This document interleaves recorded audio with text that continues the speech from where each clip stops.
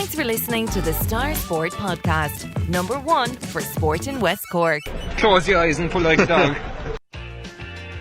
And a new Irish record for Phil Healy, 22.99.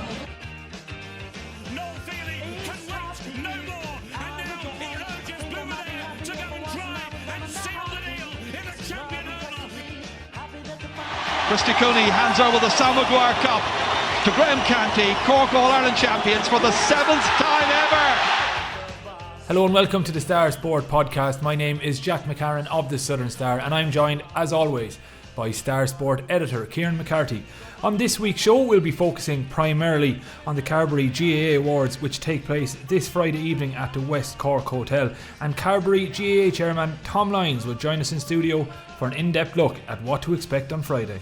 We're also going to preview the Heineken Champions Cup, which returns this weekend as Munster travel to Wales to take on the Ospreys. But let's not delay any further. Carbery GAA chairman Tom Lyons is not a man you want to leave waiting, and he caught up with Kieran to preview Friday's Carbery GAA Awards night. Welcome Tom. Going to have a chat about the Carbery GAA Awards this Friday night in the West Cork Hotel, kicking off at 8 p.m. A very important night in the Carbery GAA calendar. Yeah, thanks Kieran. Very, very important. You know, the whole year is busy with matches and all this kind of stuff. But this time of the year now, it's time to take a kind of a sit back and reward everybody for what they were doing for the year and so on. And it's nice to have these things, and it's a great night and it brings everybody together. So we're delighted to be able to run it. You know, it's been going for a while now and getting better. So it's a big night that we'd be looking forward to on Friday night. The beauty of the Carbery GAA Awards, I suppose the importance that you're kind of honouring so many different clubs, I suppose, right across the division, but it's not just for like on-field activities, some off-field activities too and stuff. So it's a huge wide spectrum, Tom, that these awards take in. It is. Well, that was the decision made from the very start, to say that there's so much involved in the GAA that we're all inclined to look at the games on the pitch and judge everything according to that. But there's so much happening besides that in different areas, and we said we try and take everything in. And these awards now, Friday night, we have everything from football, we have hurling, we have camogie, ladies football, we have score competition, we have colleges, and we have club development, which is very important because clubs are putting so much work into developing their clubs, and we're inclined to overlook the work that's going on there. So we have Wintervara as one of the award winners for the work they were doing. And things like the Clonakilty Club was being awarded because they had 3 players on the Sigerson and Fitzgibbon Cup teams at the start of the year at UCC1, which is very unusual. But it's something you wouldn't it's kind of off stream, but it is nice to reward people for those kind of things as well. So there is a great variety of awards, you know, from the different areas in the GAA. And to something, I suppose, Kieran, you know, you'd say, why do we have the awards was one question you asked me, and it's very, very important that we promote what we're doing in the GAA, because we're always waiting for people outside to come along and tell us how good or how bad we are. But it's time that we took a bit of confidence ourselves and told ourselves how good we're doing the job, and we are doing a good job, in fairness. And I think it's important that we promote everything that good that we're doing within the GAA, and these awards help to do that. Organisation wise, I presume there's a lot of work gone into these awards, like throughout the year, right? Just to kind of like honour all the monthly award winners, but even for the big night itself in the West Cork Hotel, a lot of hours and hours. Well, we had a meeting now 2 nights ago, and it was supposed to be about a quarter of an hour talking about it, and it was an hour and 3/4 later. And my good wife is suing for divorce at this stage, I think. But there's a lot of time involved. But we have some very good officers, and we have a committee of judges. But the officers like the PRO, Martina Burns, and we have Don Desmond from Bandon in charge of it and so on, and they're doing great work. And the secretary, Donnie McCarthy. But there's hours and hours, you know. But on the night, it will be worth it all. Because I'm a big believer in awards like this. I think that's so important, you know, for...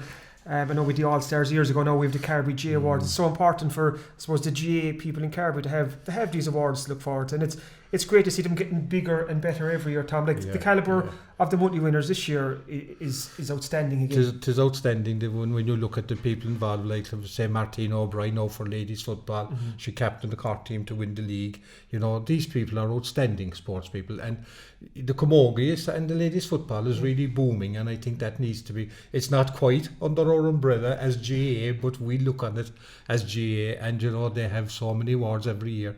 Like Donny's now this year, they had lost 3 West Cork county finals in a row, and they came along the 4th year, kept it going and won the final. I think that was a marvellous achievement. And the same, Castlehaven, after being beaten by their neighbours last year, Skibbereen in the ladies final, they came back this year and won the county, you know. So those kind of things are outstanding achievements. It's incredible, and like we always know, like here in Carbery, like, and we'll always lay claim that it is the home of Cork football, and it's great to see too the Cork under-20s and the Cork minors had All-Ireland success this year. But there's such a West Cork link to the really strong links. There is this year. We were absolutely thrilled because we had gloom and doom all over Cork football, and all of a sudden then, you know, the under-20s came along with a fantastic campaign, and there was a lot of young fellas from West Cork involved in that, and the captain, of course, Peter O'Driscoll. So we were delighted with that. So we'll have those lads at the award ceremony, and also the minors. That was another marvellous achievement to win that after being beaten early on by Kerry twice, and they went on and won it. So that was great, and was something like 10 players involved plus a selector, you know, which is, it was huge. We'll be expecting great things from those fellas now in the years to come, really. We're going to start just having a quick look down through some of the winners, just to give them all their mention, because they all do deserve it after their Super 2019s. January awards went to St. Brogan Senior Hurling Team and Convent of Mercy Clan, their Junior Camogie Team. Yeah, St. Brogan's now we're delighted with that one, because they were the real hurling school in West Cork for a long time, but because of numbers and so on, it fell away, and Hamilton High took their place, we'll say. But they're on the comeback trail again, and they won the County C this year, which was fantastic in hurling. But one great connection with that, Kieran, was that the captain was from Kilbrittain. He's Arden Holland. His father, the late Micheál Holland, was one of the 94 Carbery team that won the one and only county, and we celebrated that this year as well, 25 years ago. But it was great to see his son coming through now as captain of a winning Brogan's team. Like, you know, lovely connection. And then with the Convent of Mercy, Clonakilty, they cater for so many sports, it's incredible. But with a Kerry woman in charge of the school, we're not surprised it's happening. So we're delighted with that, and they're very strong in ladies football, camogie, hockey and so on. But they won the Junior All-Ireland Camogie this year in the most atrocious weather conditions in January, the whole campaign, and they had fantastic win. They beat St. Mary's in Midland 3 times to win that, you know, so they well deserved their victory in that one. So that was January, to beat one team 3 times in the one season is some going, because usually you're going to get caught the third time, and that was the All-Ireland final, but no, they were ready for them. The February award then we mentioned earlier was Clonakilty GAA Club. Talk to us about that one. Yeah, that was the Sigerson. Now, with so many colleges now in the Sigerson and the Fitzgibbon hurling, it's very hard to win either one. But UCC actually won both this year, which was a fantastic achievement for the college. And Clan actually had players on both teams. They had young Mark White and Liam Donovan on the football team, and David Lowney on the hurling team. And the great thing about it was that both Mark and Liam in the football went on to play with Cork against Kerry afterwards. So that was a fantastic achievement for the year for them. But the Clonakilty club was being honoured for producing players like that. You know, the work they're doing there. Brilliant. And then on to March then, and it highlights the variety of these awards, the St. James's Ballot Group. Oh yeah, they had a great year, and you know, sometimes these awards you'd look at these thumping footballers and hurlers, but this one was pleasing on the eye to see the ladies of the St. James Ballot Group, and it was a forerunner really of what St. James went on to do for the year. Like, it set the trend for the year, and they went all the way to the All-Ireland final. Now they didn't win it, but they had the Carbery, the County, the Munster finals under their belt, so it was a great year for them, and as I said, set the trend for St. James for the year. April award was the West Cork players and the Cork minor camogie team. We had a couple of them in with us earlier in the year for a podcast as well, and they're full of life, kind of super talented young ladies here in Carbery, so very deserving winners. They are. Last year Cork won the minor camogie for the first time ever under that heading, I think, of under 18, and it was captained by a Ballinascarty girl, and she gave them great confidence for this year. So you actually had 5 players involved this year when they actually won the All-Ireland, and they were from clubs like Inniskeen and Timoleague, Kilbrittain, so on, Ballinascarty, so they were all involved, so we were delighted to be able to honour those then. There's a strong team. The Carbery ladies really have put GAA in the map here. Martine O'Brien then, obviously the Cork ladies goalkeeper, she picked up the Carbery May monthly award, Tom. Yeah, but her record really as a player is simply outstanding, Kieran. You know, she's been 7 years now for Cork goalkeeper. She's won 4 All-Ireland, she's won 6 league titles. If you had a male player winning that kind of thing like down in West Cork, there'd be a statue somewhere. There'd be a statue. They won out in Ballinascarty. She plays for Clonakilty, of course. But so she was captain this year for the league. They have a different captain for the league and the championship. Maybe they should have kept her on for the good luck factor. But with the fact they beat Dublin twice in that league to win the league, which was great, and then Galway afterwards. But unfortunately, they lost the championship. But anyway, they'll be back again next year. And she also captained the West Cork team that reached the county final, and hopefully it will be third time lucky for them next year after losing this year and last year. But she captained them as well, and very approachable, a very nice person, very nice girl. So she deserves everything she gets, really. Like I said earlier, that West Cork is the home of football in the county, but considering the exploits of Ben Murray of Ballinascarty and Cathal Donovan of Argadine Rangers, it seems they're spreading the hurling gospel. The gospel, so we were delighted with, and that's why they're being awarded as much as winning All-Irelands, as spreading the gospel, because actually spreading hurling from West Cork to anywhere else is a major miracle in itself, like, you know. And these two lads they were UCD students. They had Leitrim friends and they went training with them, and Leitrim kind of picked them up, and they went from there then, and they won the All-Ireland, the Larry Maher this year. And two such nice fellas you couldn't beat. You'll be delighted for them, and they're back hurling at home with Ballinascarty and Argadine, and hoping to come home again, like, and to stay at home when they're finished with UCD.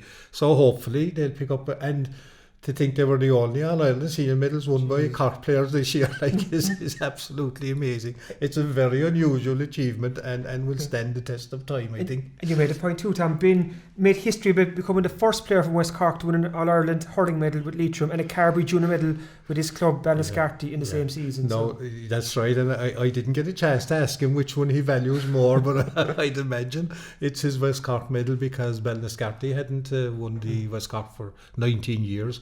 So that was a real treasure for him, but I'd say both will be treasured anyway. It was very unique. You mentioned as well earlier about Munster GAA Club, and they picked up the July award, and that was for their off-pitch development. Off the pitch, and we were delighted to be able to award them, because, you know, the small clubs at times don't get the full recognition. The big clubs really hog the limelight a lot of the time. But for small clubs like Munster that are struggling to survive and to get teams out and to get facilities, you know, they spent nearly $500,000 in Celtic Tiger times to buy that site for their pitch and so on. And they had it totally repaid in 10 years through their own members, which was absolutely fantastic, like, you know. And they're building new dressing rooms, and they have a community involvement. They put in a walkway there for the community and all that. So as one of the lads, Frank Arundel, said to me, he said it's a dream come true to have their own pitch outside Wintervara, and they're coming good underage and so on at the moment. Yeah. So they could do with St. James on it next year. They could do, and surprise us all. We'd be delighted. Okay. And we move on to August then. This is the West Cork members of the Cork Under-20 football team that won the All-Ireland. I was in Portlaoise that day. That unbelievable day that Cork beat Dublin. So it's great to see these lads honoured. Yeah. But the most amusing story I find about that one, Kieran, is that, you know, the Cork Under-21 hurlers were playing before it. In Kilkenny, they had a great win.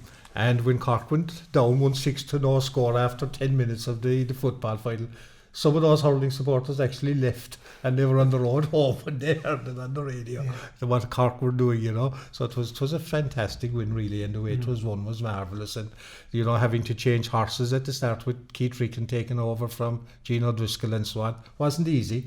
And it was a tough year, as we all know, because, you know, Keith has kind of suffered since health-wise, and we wish him the best, you know, in his recovery. But he said he was burning the candle, he told me, at 3 ends, not 2 ends during the year. He was going to catch up somewhere. And he was going to catch up with him, but we wish him the best anyway. And we'd hope to see him Friday night, that he's our guest speaker for the GAA Awards, and we're looking forward to hearing him on Friday night. Great stuff. And to list off the fellas, you've Peter O'Driscoll from Ireland, Mark Hodnett, Carbery Rangers, Damien Gore, Kilmackabey, Gerard O'Donovan, Newcestown, Fionn Herlihy, Dawneys, Maurice Shanley, Clonakilty, Rory Maguire, Castlehaven, David Buckley, Newcestown and Ian Jennings, Kilmacabea. So that's a strong West Cork contingent there. It is, Kieran, and what's great about it as well, if you take those names, they're great club players, you know, and every single one of them, if you look at any of the names, they've played outstanding football for their clubs all the year, which is what it's all about, really, these players coming back from the Cork scene and putting it in at club level, and they've done that. And then after that, then the Cork Miners followed up with another great All-Ireland win, and again, that West Cork connection, Tom.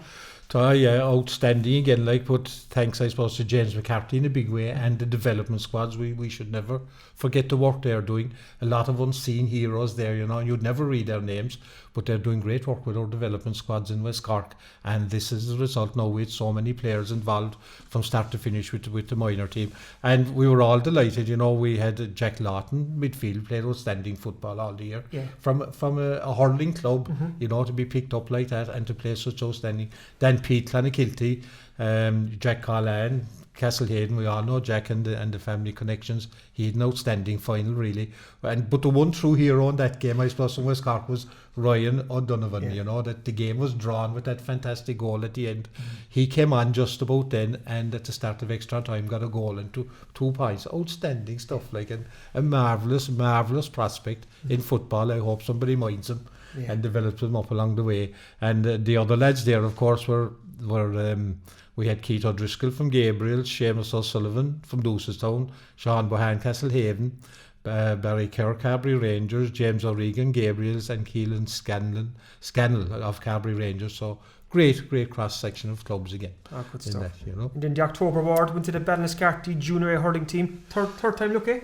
Third time lucky. Last 2 years they were beaten with an up-and-coming young team, but they were beginning to question whether they would ever get there, you know. It had been 19 years since they last won the title, and they had some good teams in the meantime. But it was a tremendous game, and one would have to mention Jeremy Ryan's contribution that day from midfield.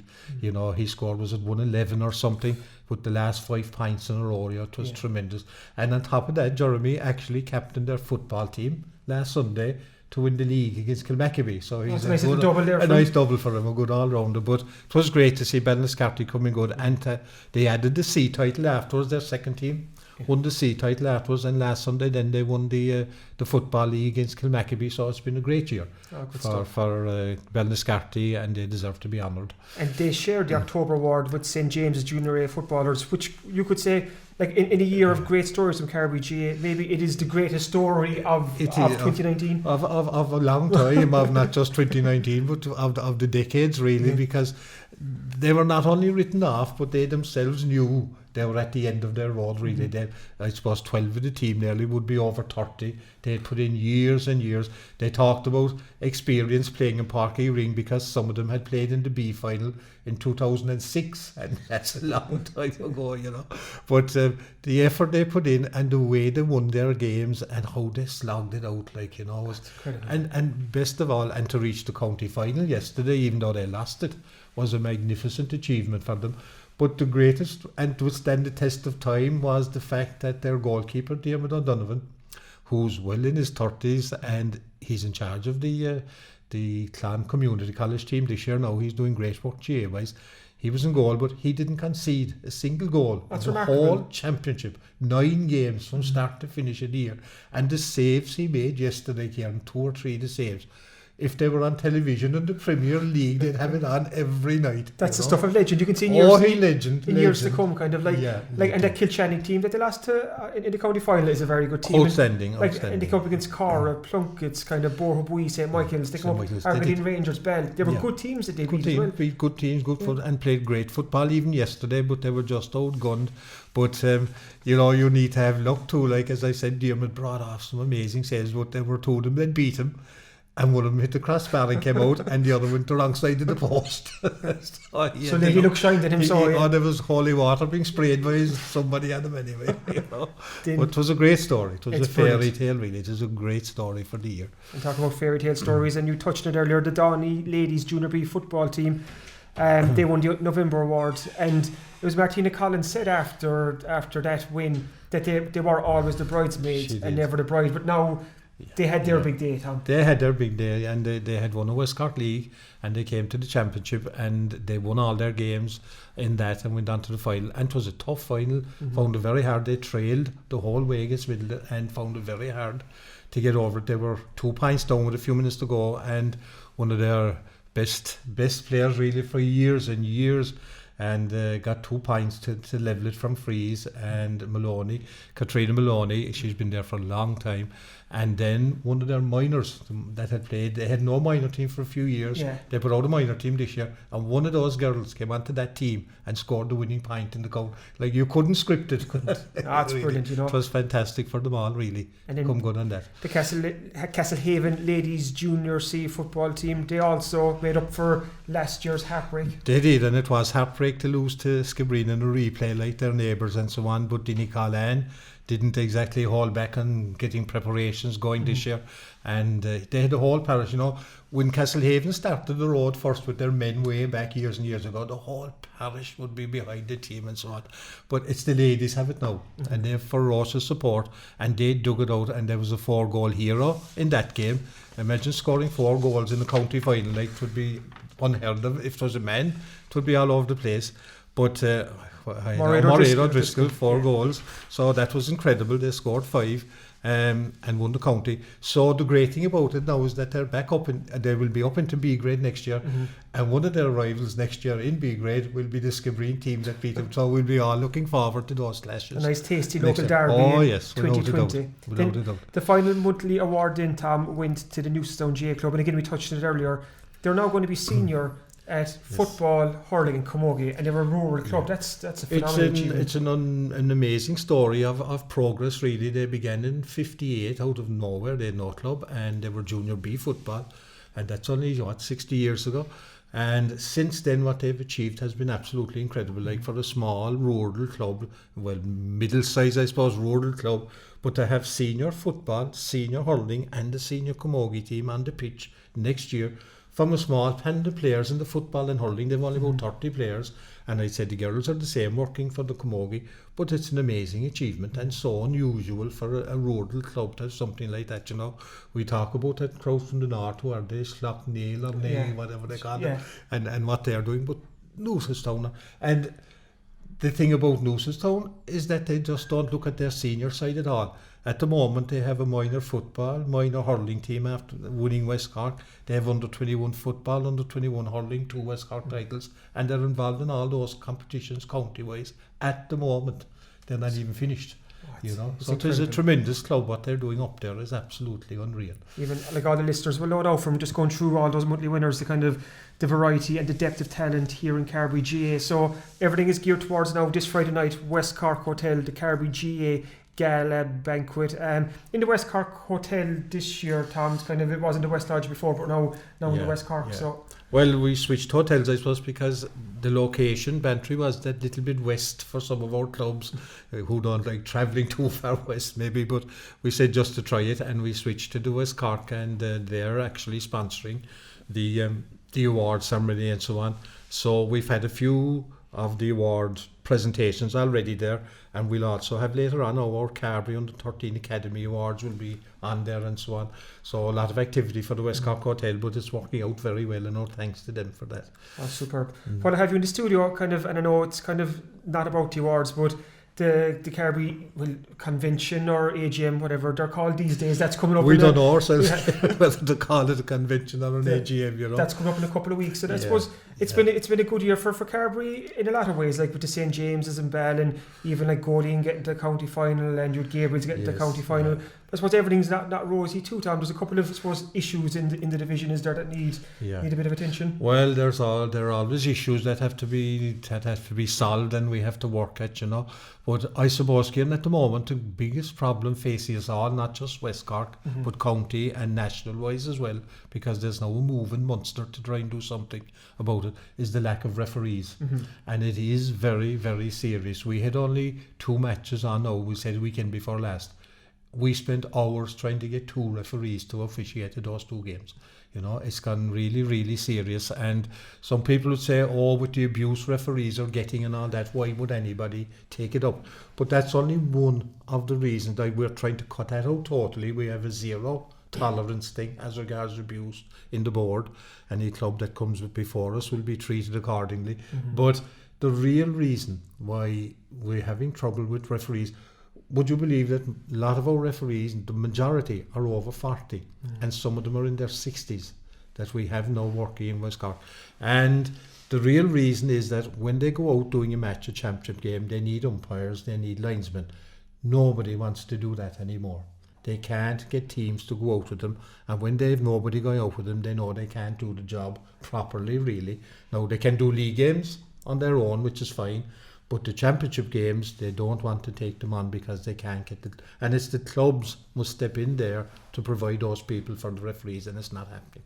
Because the worst case scenario is we're going to come to a point where games just can't go ahead because there is no can't. referees. Like you'll always get players to tug out somewhere to make a team, but you can't just manufacture referees. They have to be trained and they have to go to courses and they have to do all that, and they just aren't there at the moment. And it's, as I said, the age profile is absolutely through the roof, and we will be in very serious trouble in the next 2 or 3 years as regards refereeing our game. We'll have to cut the number of games, championship leagues, whatever, to suit what we have in refereeing.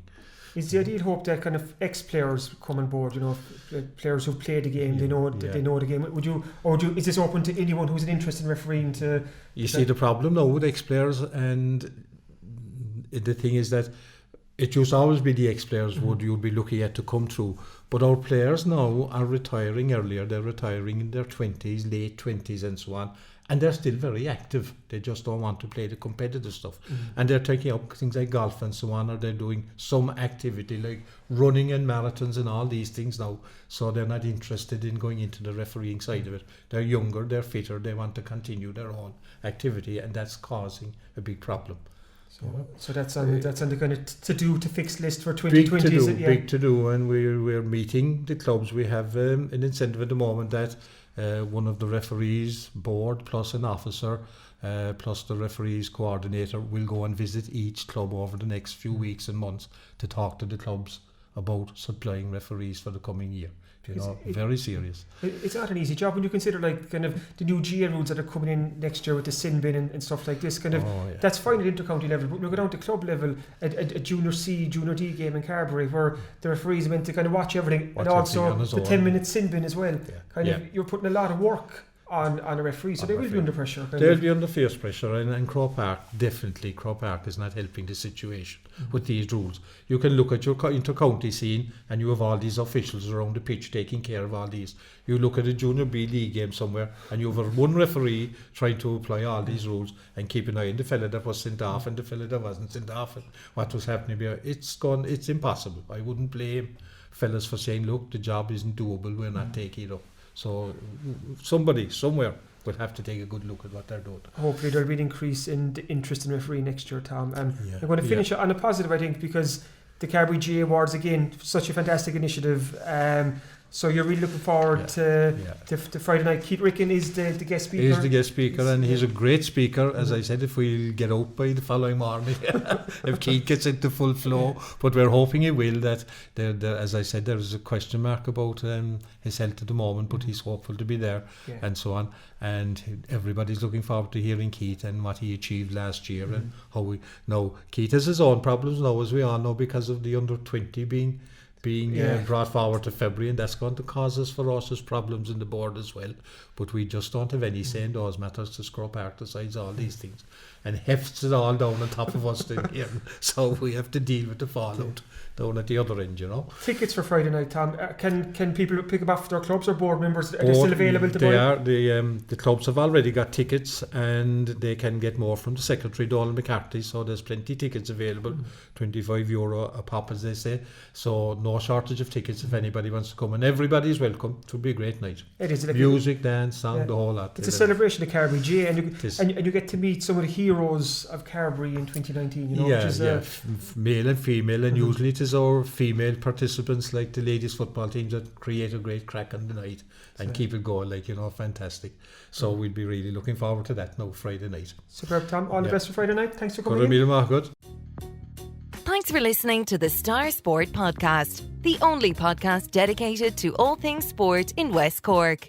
Don't forget to pick up this Thursday's Southern Star newspaper, including our award-winning sports section with everything a West Cork sports fan could want. In shops across West Cork and online from anywhere in the world via www.thesouthernstarTV/e-paper. The Southern Star and the Star Sport Podcast, number one for sport in West Cork.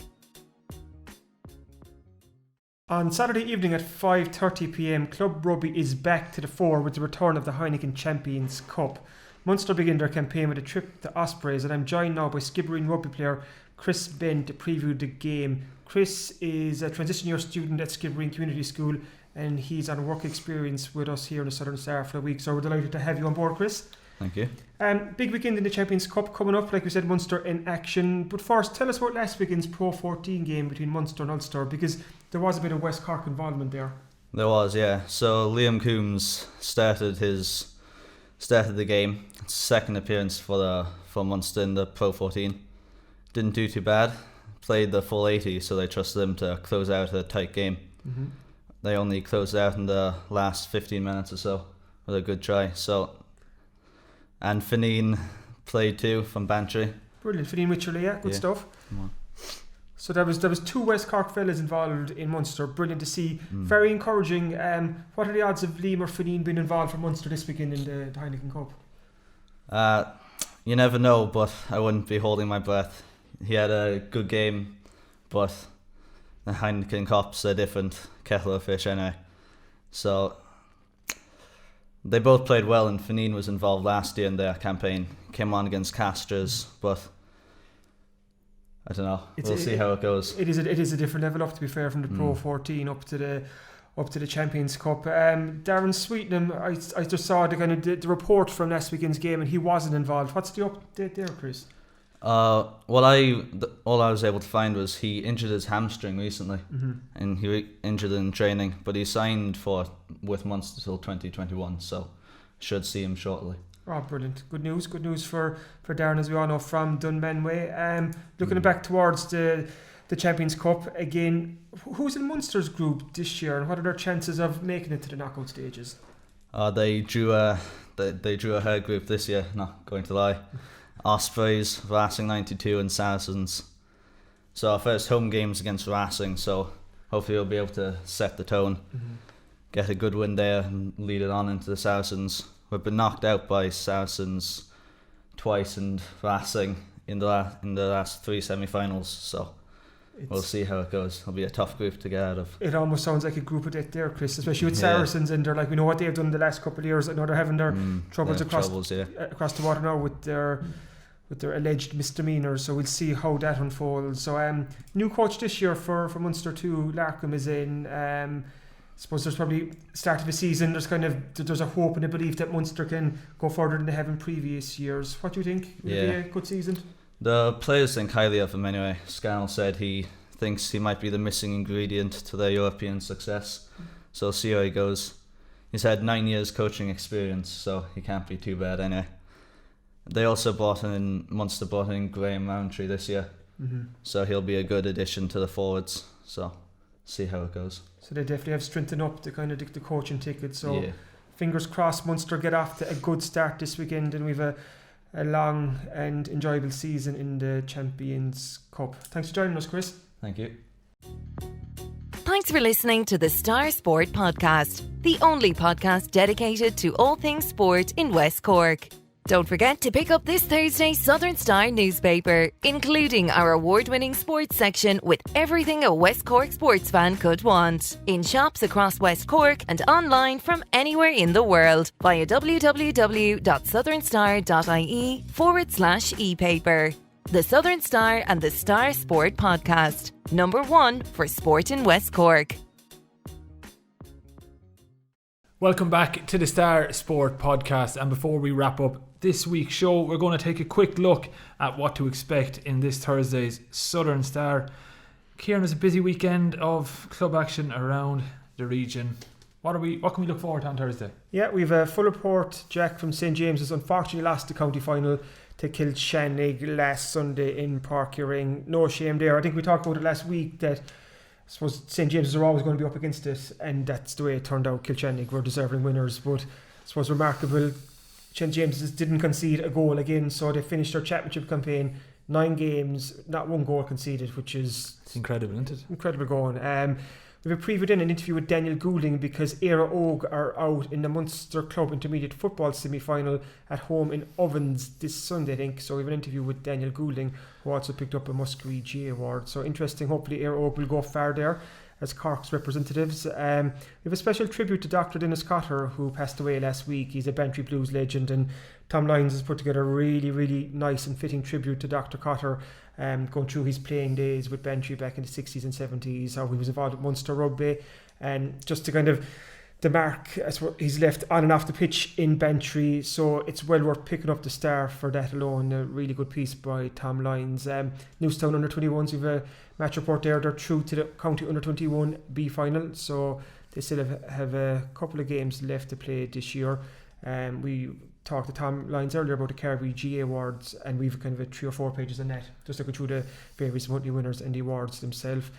Liam Murray is a young Cara teenager who's involved with the Republic of Ireland under 15s recently at a UEFA development tournament up in Mayo. He played in all 3 games, so just do a bit of a catch up there to let people know how Liam is getting on. And besides that, you've plenty going on. It's still quite busy for this time of year. And we also have a nice story of a set of grandparents from West Cork who are now living outside Melbourne, who are weekly readers of the Southern Star. So and their grand nephew, I think I've that right, is a very, very famous and prominent West Cork sports person. Oh, and are you going to leave us with that cliffhanger, or are we going to have to wait until Thursday to find out who this prominent sports person is? I think we'll have to wait till Thursday. I'm just going to leave it hanging there, you know. Yeah. That bit of suspense never killed anyone, so we're going to leave that hanging there. So yeah, plenty there. And also my column this week is just on Ian Kingston of West Cork Kickboxing Club.